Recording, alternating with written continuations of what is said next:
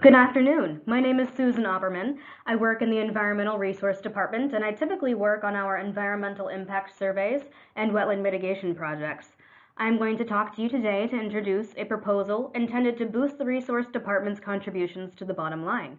As we all know, and as was pointed out at last quarter's meeting, the Resource Department has been falling short of our financial goals. Much of this underperformance is attributed to competition with our other firms in the area.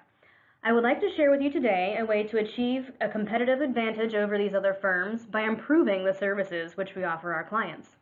As you may know, the Resource Department is responsible for wetland services, which tend to bring in a lot of money, but only if we can win more contracts over our competitors.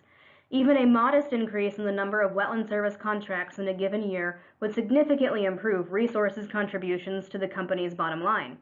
Offering a better service and more savings to our clients is the best way to win more contracts. So how should we go about achieving that?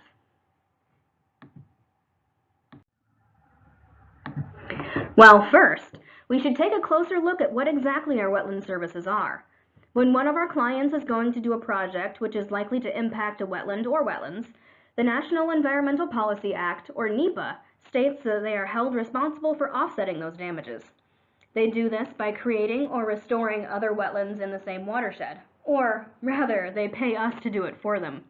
For instance, if the Department of Transportation is going to rebuild a bridge that isn't up to safety standards, but doing so is likely to impact 2.5 acres of forested wetland around that bridge, then the DOT is federally required to either restore 2.5 acres of degraded forested wetland in the same watershed, or create 2.5 acres of forested wetland out of some other degraded piece of habitat. When our company gets a wetland services contract, we perform the initial assessment, which is the piece that says a project is likely to impact 2.5 acres of forested wetland or 7.8 acres of emergent wetland, or whatever other impacts may be associated with the project. We find a site that is suitable for the restoration project. Our architects and engineers say what changes are necessary to make the area function like an ecologically successful wetland.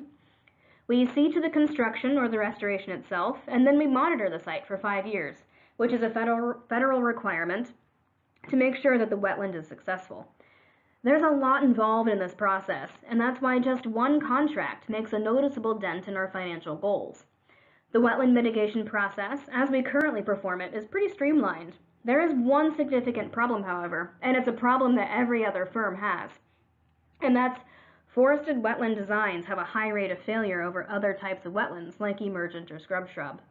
The higher rate of failure is attributed to a low survival rate for tree seedlings, which are planted during the construction phase, and a low recruitment rate for naturally germinated trees.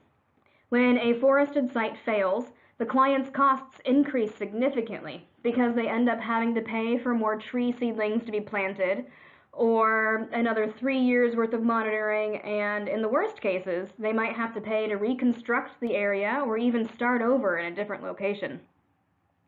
I have performed a preliminary client needs assessment, which you see behind me, which evaluates the baseline situation, identifies priorities for improvement, and proposes the desired outcomes for the project.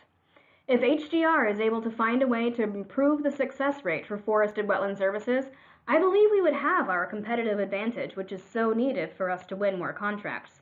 Not only that, but improvements to the forested wetland restoration process will ensure that the ecologically valuable habitat and its associated ecosystem services are being introduced to the impacted watersheds within a more reasonable time frame. It is clear that there is a need for improving the success rate of forested wetland projects. The results of the client needs assessment indicate the following priorities for action. We will establish a small team of professionals from different departments within the company, which will work together to develop prototype improvements. They will compile data from past mitigation projects, examining client costs, tree seedling mortality, and success and failure rates for established methods.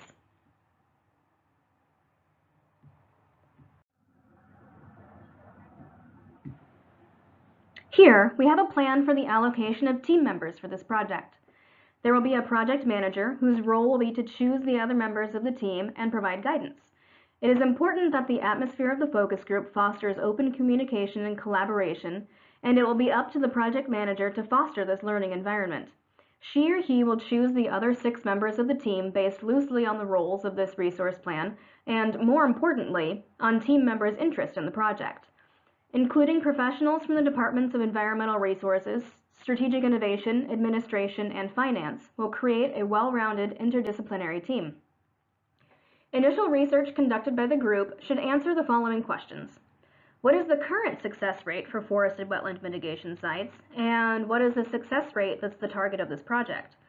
How much money do clients spend on reparations for failed sites, and how much does this project aim to cut that area of spending?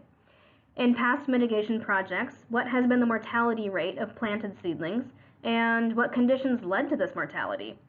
Where were the seedlings acquired? What species were they? How old were they? And what were the ideal conditions for ensuring their survival?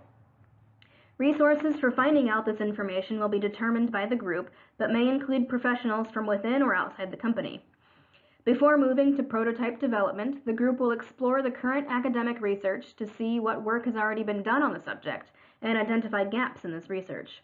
The group will also consult with subject matter experts, including managers of the nurseries where the tree seedlings are acquired, and the companies which are hired to plant them in mitigation project sites.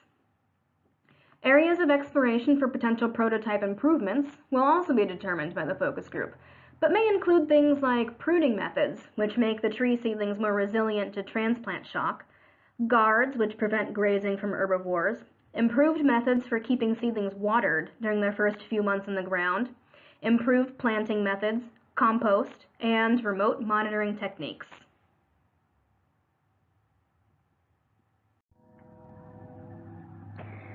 Once a prototype improvement is developed by the group, a risk assessment will be used to evaluate feasibility and identify potential problems for each proposed prototype. If an improvement is found to be too expensive, too logistically unrealistic, or if it does not provide enough of an improvement, then the group will go back to research and development in order to work through these issues or pursue an alternative. Testing of prototypes will require more than one growing season of monitoring to ensure survival rates. Therefore, it is recommended that the professionals in the focus group work together to plan a schedule which allows the pursuit of this project while regular work is being carried out. Due to the extended required time frame, it would be a misallocation of resources to have members of the working group dedicated only to this project.